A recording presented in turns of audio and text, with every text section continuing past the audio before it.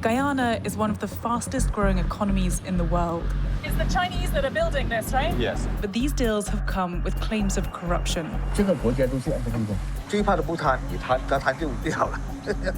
Do you accept bribes? No, I don't. When the reporters come from abroad, they always want to make a developing country leader look corrupt. Interest in Moorish nationalism continues to grow. They say that they have ancestral rights to the land here. Moorish Americans don't do those kind of things, and it's written in our laws. Moorish nationals don't believe they were ever citizens to begin with. The rules are wrong in the first place. Is it okay to break them? What is it exactly that you all want? Freedom.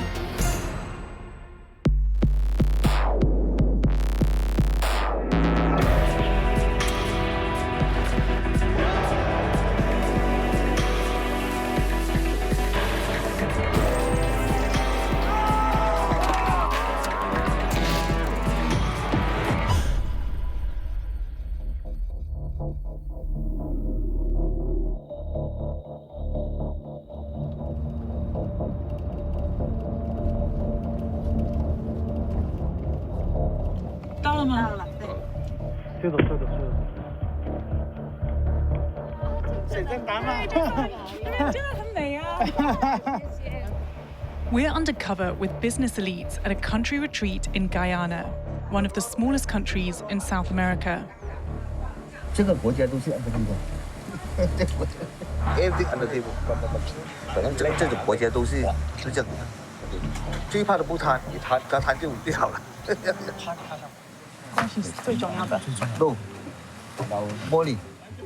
This is one of many times we've been told directly how corruption is rife here. We've been here for weeks, infiltrating business networks with links to China. The world's second biggest superpower has a rapidly growing presence in Guyana. Much of that comes through infrastructure projects as China becomes the world's largest funder of development. Guyana is one of nearly 150 countries in the world to be part of the Belt and Road Initiative, a massive infrastructure push by China to bring development funding and soft power influence around the globe. But as China expands into South America, the US sees their growing presence as a threat. This is a region where America has long held political and regional dominance. China has an overall goal to become the wealthiest country in the world and the most powerful country in the world. That's not going to happen on my watch.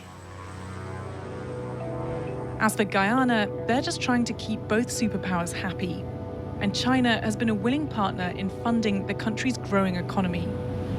So even out in this very, very remote area, you can see the Chinese influence. This is where they're building a massive hydroelectric power plant, which the Chinese state-backed corporation has just won this bid to pick up that project. And that deal is worth hundreds of millions of dollars. And what we've heard is that the only reason they won that project is because of a very sizable bribe. China's widespread infrastructure spending has come with claims of corruption. In Guyana, there's a fear that pattern will repeat. The country recently fell on a global corruption index, meaning its citizens see it as getting more corrupt. Add on a massive discovery of oil and foreign money pouring into the country, the potential for more fraud has skyrocketed.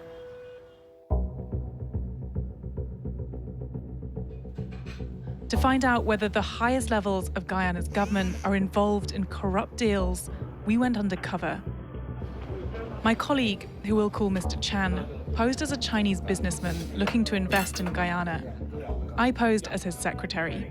We've been with these guys for literally a few hours, and they've already told us that if we invest here, they can help us out with the business because they have really good relationships with the heads of state in this country.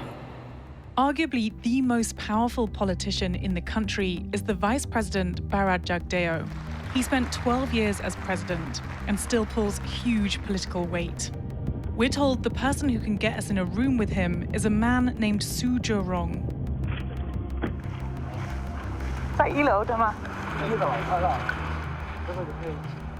Mr. Su is a longtime Guyana resident. He's one of the country's biggest landholders in timber and mining, with stakes in oil as well. 蘇大哥，蘇大哥，喂。喺圭亞那咧，講關係嚟講，你想做乜嘢咧？你話聲俾我聽，應該冇乜問題嘅。我同副總統所有部長啊嗰啲都好好關係。Su openly bragged about his influence with the vice president, who owns the house that Su lives in and who he refers to as his boss. And he says he can help us in Guyana for the right price. 之後啊，個保幾多錢，同埋嗰個利是係幾多？呢啲我唔講先，同埋我嗰個你嘅關會，我陳生直接即係領導真係副總統，係領導有份。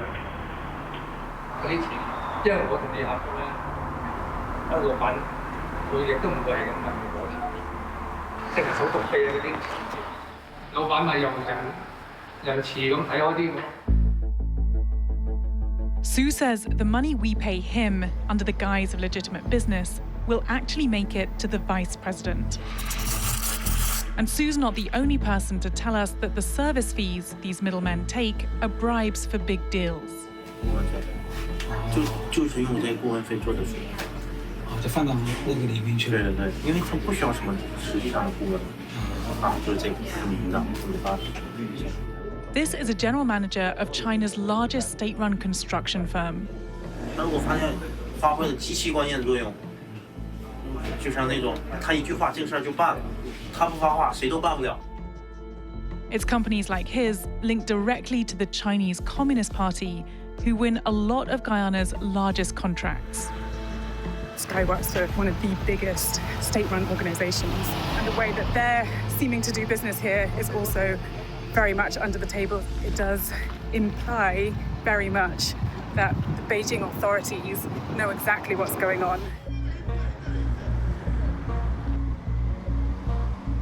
Later, Su showed us evidence of his own involvement in multi-million-dollar deals brokered between Guyana's government and a large Chinese state-run corporation, including a contract for his work as an agent on a big road project, and letters sent from the government about the same hydropower plant we flew over in the rainforest.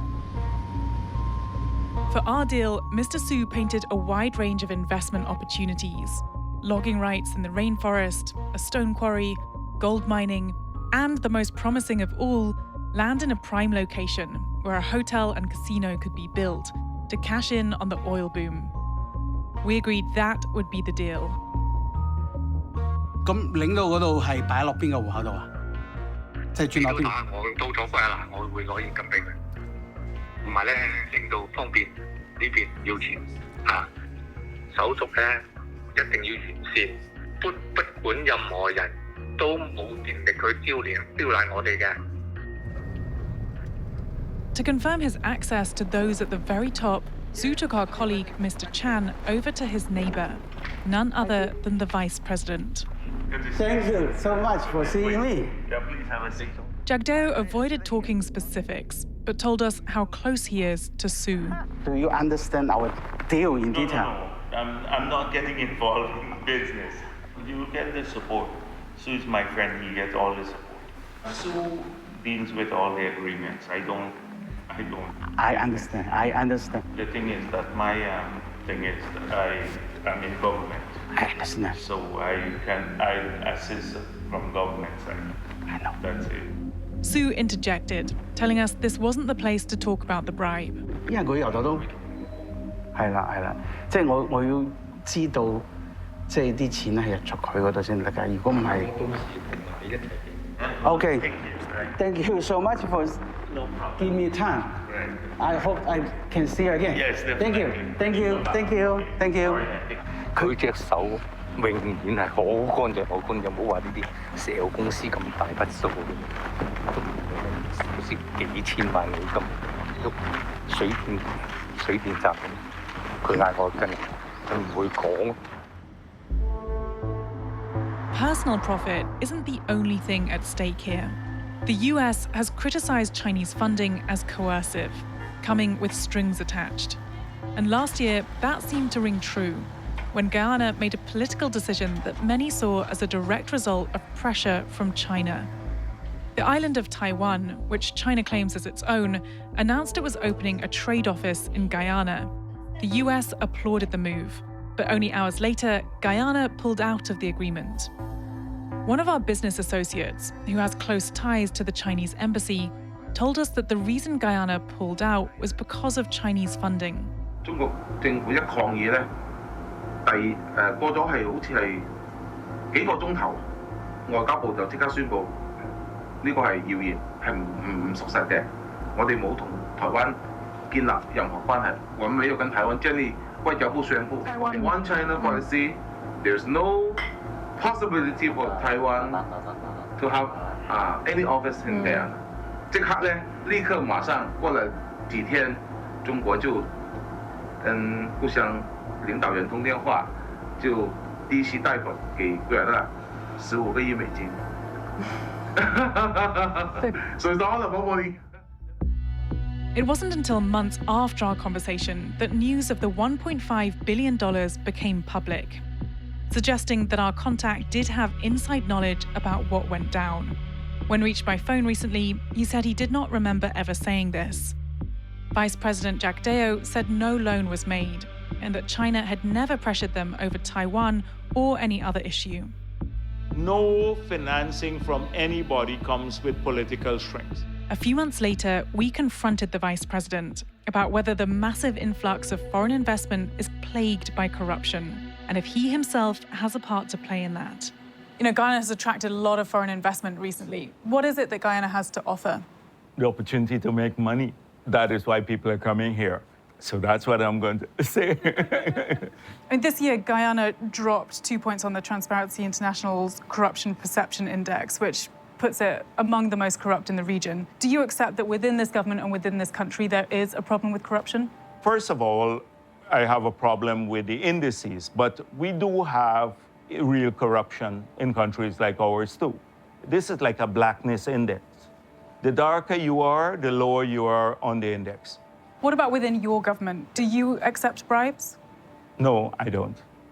You know, we've spoken to a number of Chinese business people in Guyana who said that you do accept bribes, and they have said that, in fact, it's the only way to get business done. Yeah, well, I can't comment on that. You can just sit there and fabricate that. Okay, well, let's talk about specific individuals. What is your relationship with Mr. Su Zhirong? Su? Oh, Su? My relationship? Nothing. He's a tenant in my place, yeah. And he's a good friend of yours? Yes, yes, he is a friend of ours. He claims that through his very close relationship with you, that he's able to get any deal done. Well, I don't... Do you use middlemen like Su in order to take money on your behalf so that you can keep your hands clean? No. The answer is no. We met with a manager from a Chinese state-run corporation who confirmed that they use individuals like Su in order to get these deals done, and that they pay them a consulting fee, which essentially serves as a bribe to individuals like you.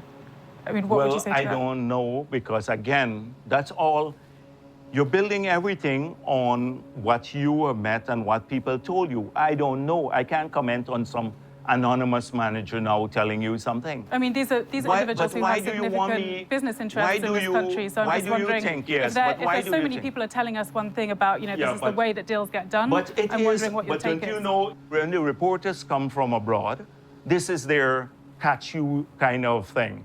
You always want to make a developing country leader look corrupt. So you've done your bit. Will you investigate at least, you know, these No, definitely. I'm going to ask about all of this, but I can't comment reasonably. How can I comment on these issues? A few days after meeting with us, Jack Deo released our interview to the press, seemingly to get ahead of the onslaught of public reactions. I heard that the reporter had certain special interests. The Chinese state-run firms mentioned in this piece didn't respond to our questions, but the Chinese embassy released a statement saying that all Chinese companies operating in Guyana follow local laws and international practices. Mr. Su also claimed he'd never said these things and released a statement saying that he's never acted on behalf of any government official or promised any favor or business-related reward. Let them be investigated, and that and only that will remove the suspicion and allegations. Months later, no investigations appear to have taken place, and the people of Guyana are still left with questions about who gets to buy their country and for what price.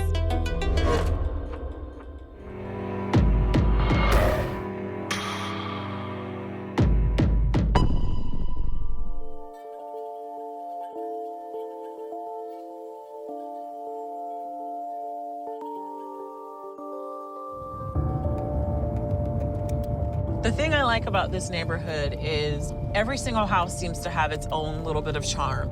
Just being a single woman trying to compete with a lot of these couples, I lost out on about 13 houses before I came across this one. When I walked in the door, I was like, this is my house. So whatever I can do to get it, I'm gonna get it. You guys, I'm not even kidding. This is the literal SWAT team that was called.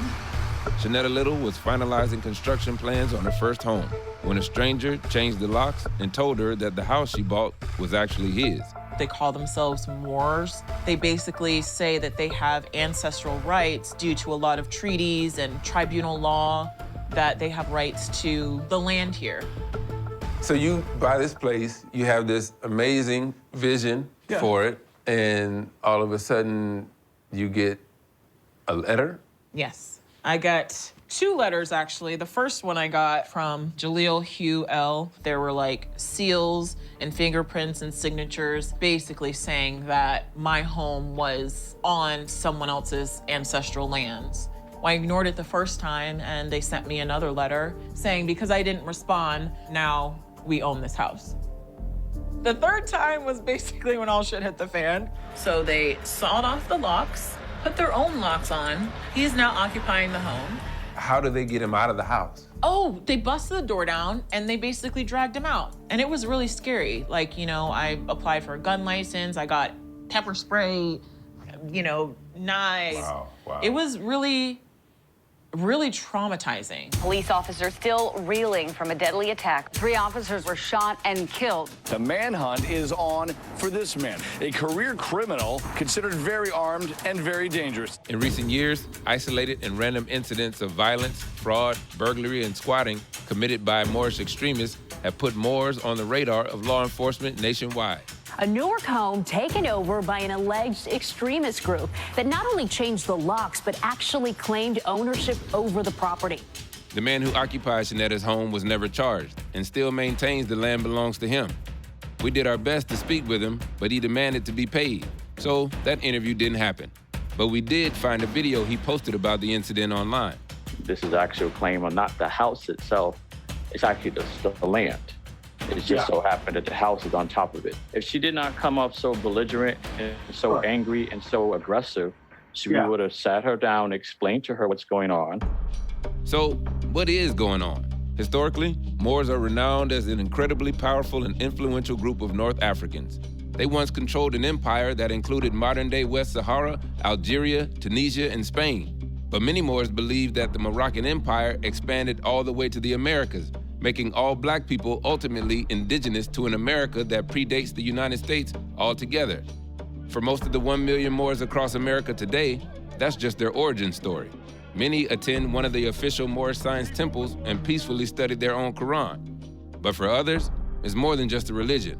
Their indigenous identity means land rights, citizenship, and living under U.S. laws are all called into question. Why is that not the first thing you want to do? Realign yourself with your ancestry. Realign yourself with the great God Allah. Realign yourself with your birthright and your culture. So I want you to write this down so that for anyone who thinks they can challenge this information, it's available. And all scholars know this stuff. Look up and be more enlightened to what's out there. There are many independent, nonviolent Moorish organizations across the U.S. who believe they were colonized and that state laws shouldn't apply to them. One of them is the Rise of the Moors. Disruptive and combative. They're all members of the Rise of the Moors, an anti-government sovereign citizen movement. This is a group that does not believe it needs to follow the law. Jaleesa and her husband are founding members of this Rhode Island-based group who believe that the state doesn't have jurisdiction over them. You all have been called sovereign. You all have been called anti-government.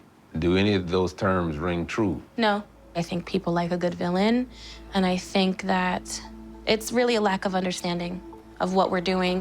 What are the charges? What am I being arrested for? Last summer, 11 members, including Jaleesa's husband Jamal, were arrested while en route to a militia training and camping trip.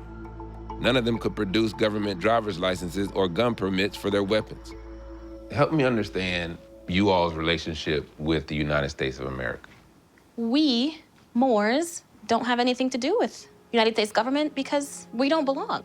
We belong to the Moroccan Empire. We want to have our own separate nation, our own separate government, hospitals, towns, schools, daycares, our own police. You know, we're getting our rights violated left and right on the streets constantly. Black History Month, what do they show on TV or in school? It's always so-called Black people getting the hose, getting mauled by dogs. It's nothing uplifting at all. It's never, look at what you were, look at what you can be. It's always like, this is what you are and this is what you're always gonna continue to be. It's a form of propaganda and brainwashing. According to Jaleesa, the perfect storm of civil unrest, police violence, and systemic racism are attracting new members, people who are sick and tired of the status quo and frustrated at the treatment of people who look like them. What is it exactly that you all want? Freedom, to not be oppressed, to not have life so hard to live, to just come together and establish our actual own government and our own everything. Until then, Moors and non-Moors live side by side, sharing taxpayer-funded public resources. But in an effort to increase economic mobility and establish precedent for autonomy, Moors nationals are leveraging lawsuits to further their agenda. These goals are enough to classify them as anti-government by the likes of the Anti-Defamation League and law enforcement. This stuff represents a couple years of just collecting and gathering, and you can be knee-deep in paperwork quickly. Called paper terrorism by those on the receiving end, Moors nationals overwhelm court systems with retaliatory lawsuits, liens, and filings, all creating a paperwork hellscape for government officials, most of whom have no idea what they're reading. Lieutenant Flowers, yeah? Alzo. Good to see you. Nice to meet you. Thanks for having me. Corey Flowers has been a cop for more than 22 years and has spent time infiltrating extremist groups and training government employees on how to handle them. All right, good morning, ladies and gents. Good morning. Moorish sovereigns are very heavy into all manner of fraud. A lot of times very complex fraud, like mortgage schemes, postage stamp fraud, credit card fraud, wire fraud, a lot of bank fraud. Paper terrorism, you guys heard of this? You can use physical legal documentation, whether it's putting a lien against somebody else's property, filing a lawsuit against somebody else, in order to intimidate them, particularly in their professional capacity, which definitely creates stress, right? The idea that some folks you guys deal with could impact your livelihood, that's an intimidating thing. Flowers himself has been on the receiving end of this tactic, which most often targets law enforcement and court personnel. I'm wondering if you can walk me through what this is. Yeah, so this is a lawsuit against 2 former police chiefs, a couple mayors, me, and this fella's opinion. These are all the people that he believes wronged him legally. So this is a lawsuit for $4 billion. Or $4 billion? With a B, yeah. Have you seen an increase in the number of people claiming to be sovereign? Yeah, there's definitely been an increase. Anytime you have like an election where power changes, and especially if the party changes, you have effectively half of the country that gets into a panic to varying degrees. Panic like that will often drive folks to these movements. What threat do these folks pose? When you have a subgroup that just believes the rules don't apply to them at all, like that creates chaos. There are now almost 3 million messages to the government to recognize Moors as a federally autonomous body of indigenous Americans. But that's not what most Moors want. And distinguishing themselves from that ideology has been a priority for the original Moorish Science Temple of America. There are Moors across the country. We know of groups in Rhode Island and New Jersey, but neither of those groups are part of the Moorish Science Temple of America, which are like the OG Moorish Americans. We came here to their headquarters to speak to the Supreme Grand Sheikh to see if he thinks these splinter groups are legit and if their practices are in line with their Moorish teachings. The Moorish Science Temple of America was founded in 1913 by Noble Drew Ali, who taught that all black people were stripped of their national identity and Islamic faith through racist oppression. At its peak in the 1920s, it boasted upwards to 35,000 members who aspired to uplift a fallen humanity. We've come to Sunday school to learn from the 8th generation successor of Prophet Noble Drew Ali, the Supreme Grand Sheikh.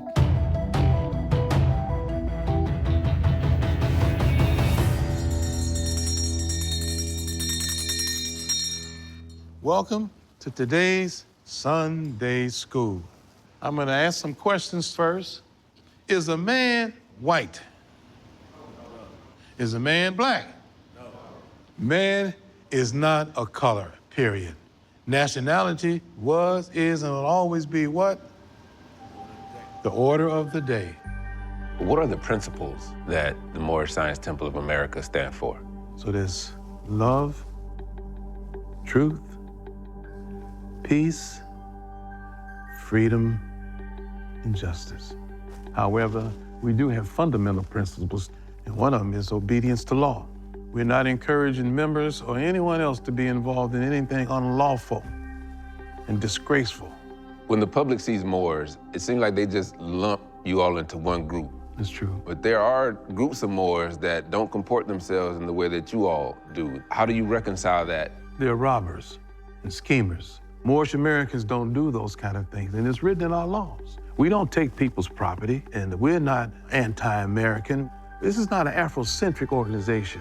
And for those who try to make it that way, they will pay the price. As the Moorish Science Temple of America, do you feel any sense of obligation to check those fringe groups? Oh yeah, we check them all the time. All the time. What does that look like? It looks like you being caught with your hand in a cookie jar. And we see you with your hand in a cookie jar. And you still lie that that's not your hand. But they don't have to be told that they're wrong as much as the law is telling them that they're wrong. Because whether you have affairs on or not, if you're breaking the law, you're breaking the law, and you're gonna get yours. All rise, please. Your Honor, the next matter before the court is Commonwealth versus Jamal Latimer, docket 21361. Remand. Jamal has been incarcerated since last summer's roadside incident. If convicted on all 11 indictments, mostly weapons charges, he could be locked up for decades. Jaleesa continues to attend each of Jamal's hearings.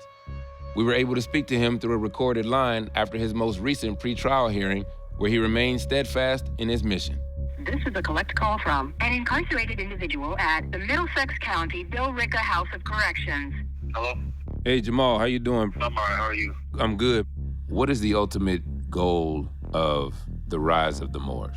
What's next is to continue to try to do my best to educate my people as to what's going on and possible remedies for a lot of these problems. We're essentially victims of genocide, and it's throughout the legal system of the United States, which makes it a crime against humanity. It affects every aspect of our lives. It affects our education, it affects our ability to do business, it affects our quality of life. I can't think of anything more important than trying to change that.